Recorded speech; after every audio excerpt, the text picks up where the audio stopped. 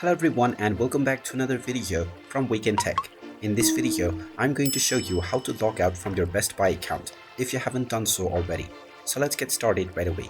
First of all, open up the web browser within which you have not logged out. You can then type in bestbuy.com in the address bar and press enter. This will then take you into the official Best Buy website. Now you will directly be logged into your account and taken into the shop menu. In order to log out, just click on your account icon at the top section and you will see the sign out button at the very top. Go ahead and click on it, and now this will sign you out from your account on Best Buy right away. If you wish to log back in, you will need to click on the account icon and then click on sign in to proceed forward to logging in within your account once again.